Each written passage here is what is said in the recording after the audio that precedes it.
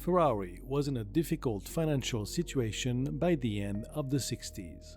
While Lamborghini released the Miura, its mid-engine exotic supercar, Ferrari had to wait to be able to produce their avant-garde supercar.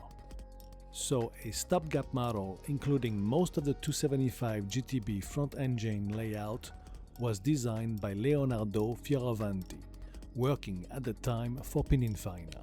It was then built by Sergio Scaglietti right down the street from Ferrari. This supposedly in-between model arrived in October 1968 and was called the Ferrari 365 GTB4. But it was quickly dubbed the Ferrari Daytona after the triple win at Daytona by Ferrari in 1967, with the P3 and P4 sport prototype taking back the crown in a major way from Ford after their win at Le Mans, and the previous year's title, the Manufacturers' World Championship. The short wheelbase chassis was 2400mm or 94.5 inch and was basically the same found on the 275 GTB. But it had ventilated disc brakes all around as well as an all-independent suspension. The rear 5-speed dogleg transaxle transmission provided better weight distribution, which was also emphasized by the front engine being placed as far back as possible.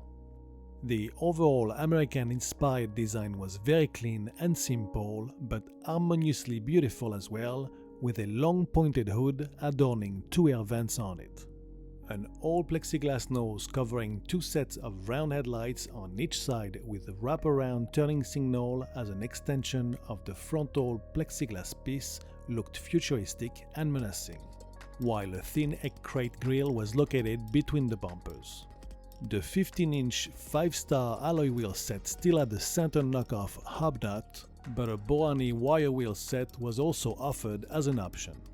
The all-profile line was clean and showed a thin recessed belt line that ran all around the car, while the door handles were fitted at the bottom chrome window trim, giving the door an uncluttered look. The general line all seemed to start from the nose and sweep around the rear quarter window to come back forward onto the roofline. Only the rear fender reflector elements for the US market altered the purity of its design. A rear fastback and slanted truncated tail with two horizontal round tail lights on each side, which will be Ferrari's rear light trademark for quite some time, matched the quiet pipes found under the two split bumpers. Inside this two-seater was a dashboard including four round interior vents at the top center and a oval binnacle with 8 gauges cramped into it. The dashboard was then covered with vinyl at first, but ended up quickly to be replaced by Alcantara to suppress sun reflection. The Nardi steering wheel rim was in wood at first, but got retrimmed later on in leather. The center console housed switches, lever vents with the optional AC controls. On the transmission tunnel were the electric window switches and the traditional chrome ashtray, just next to the exposed metal gate gear lever. Leather could be found all around with the optional dual-tone leather stripes pattern on the bucketed seat, now called Daytona seats, even on modern Ferraris. In 1969, the Ferrari Spider, or convertible, was introduced. Called the Ferrari 365 GTS4, it was essentially a soft-top version of the Daytona Coupe with a horizontal trunk lid.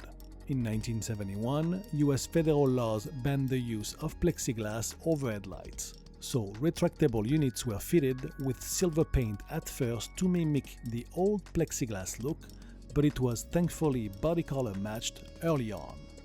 Also that year, the steel body fitted with aluminum doors, trunk and hood lid changed over to steel doors with reinforced internal steel bars for better side collision impact protection. All these changes were global to facilitate production.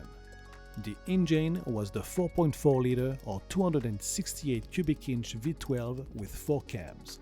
It was fitted with a dry sump system to lower the center of gravity and developed with the help of 6 Weber carburetors a healthy 352 horsepower at 7,500 rpm. This gave the Daytona a 0 to 60 miles per hour time of 5.5 seconds, but most importantly, a top speed of 174 miles per hour or 280 km per hour, crowning the Ferrari Daytona the fastest car in the world, just ahead of the exotic Lamborghini Miura.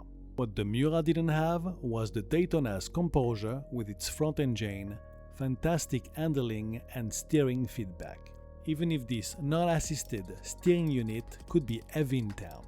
This association of raw power and balance allowed the Daytona to take the best sports car in the world title back to Maranello.